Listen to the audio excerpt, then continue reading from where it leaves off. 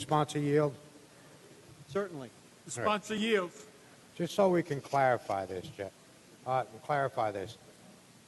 Now, the person doesn't have to dress like a woman, right? He can be dressed like you are or I am, right?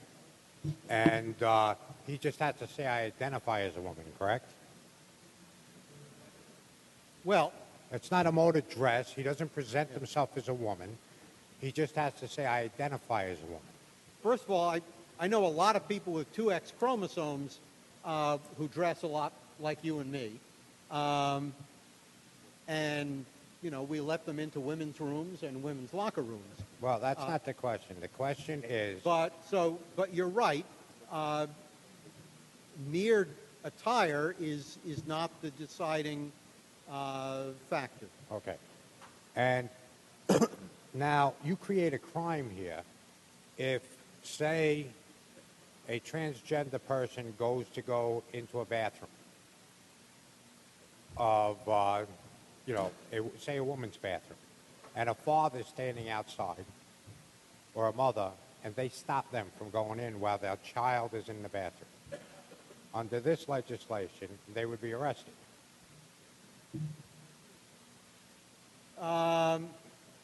And charged with a hate crime, correct?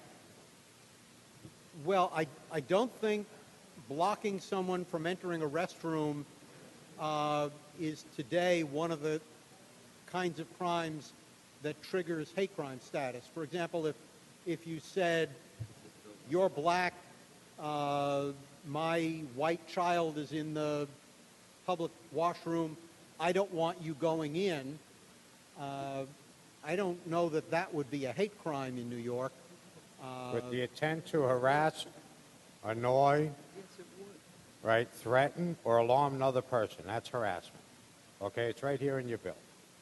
And basically what would happen is with the gender identity expression, if they barred their way to the bathroom, they put their hands up and said, you're not going in there, my child's in there, right? Or if women are in the bathroom and a man walks into a woman's bathroom and the women start yelling at him and pushing him out of the bathroom, they're subject to arrest. Is that true? Or a women's locker room and in a shower, and all of a sudden a man walks into the shower, right, a woman's shower nude, and the women scream at him and push him out of the shower, they're all subject to arrest for a hate crime. Isn't that true under your legislation? Well, again, I don't know whether trying to keep someone out of a locker room is one of the crimes that triggers the hate crimes law. That's number one. I just read it to you. It's in the bill. Where? It's, let's see what page this is.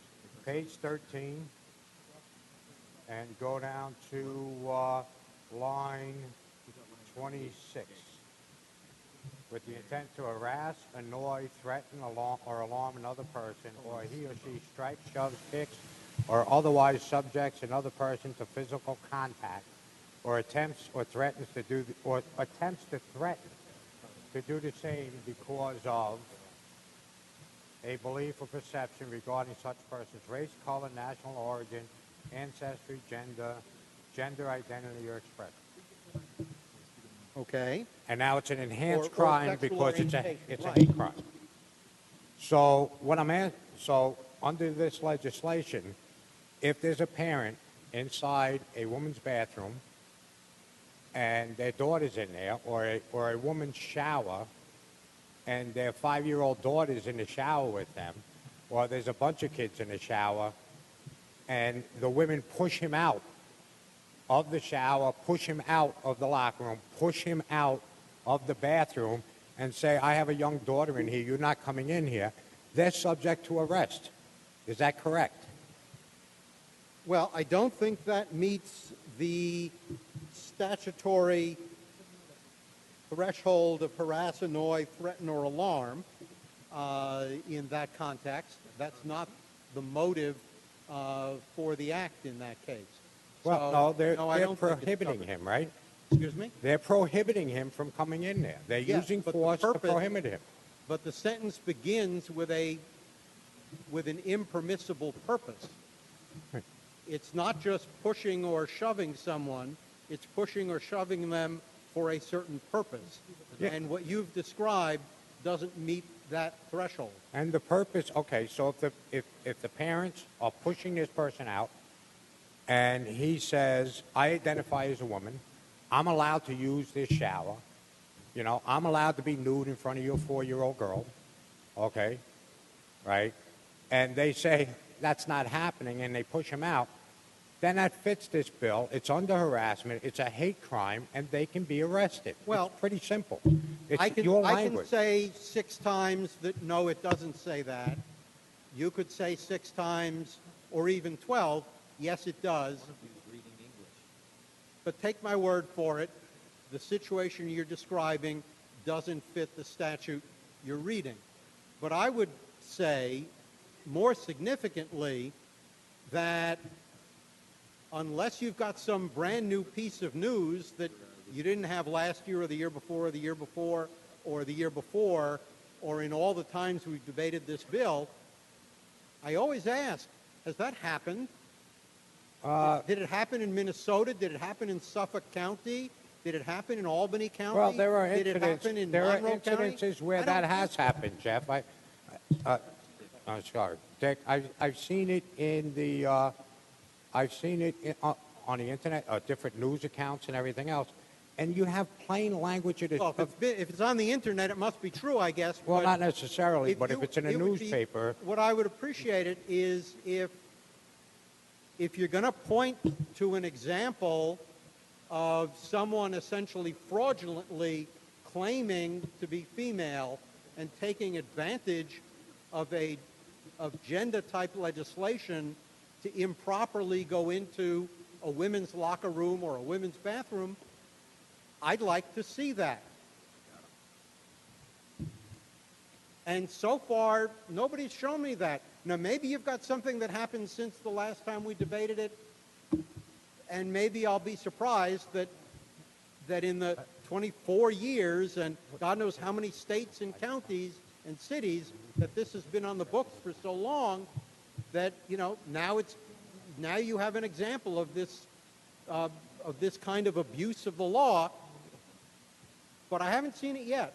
Well, one of the arguments, it's not even an maybe argument. you could email me the link, and maybe I'll have to apologize. The language of the statute is so clear, okay? I mean, I just read you the language that's in your bill. Yes, I read it at the same time. The language of the statute, and it doesn't cannot say be what you think it defined says. any other way, all right? It can't be defined any other way. So, I mean, that's what we're going to do. We're going to criminalize parents protecting their children. No. Yeah, on the bill. On the bill, Mr. Graf. This is seriously dangerous legislation. All right? I mean, you read the statute, and if you have a parent and you have a grown man walking into a shower, nude, and the parents turn around and bar him, especially when you have small children, right? They're going to be subject to arrest. They're going to be subject to a hate crime, all right? If women are in a bathroom and all of a sudden a man walks into a woman's bathroom and the women in the bathroom yell and said, get out, and push him out of the bathroom, they're all going to be subject to criminal prosecution under the hate crime statute of this bill. Is this really the road we want to go down? Okay? I mean, look, I have a granddaughter. I don't want a 60-year-old man coming into the shower at the beach when my granddaughter's there. I don't want them walking in on my daughters. I mean, common sense has to prevail here.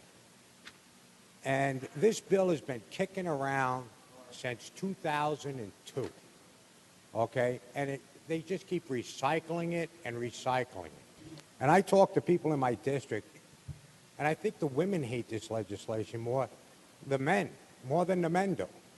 The men look at it as protecting their daughters. The women most of the women that I've spoken to hate this legislation.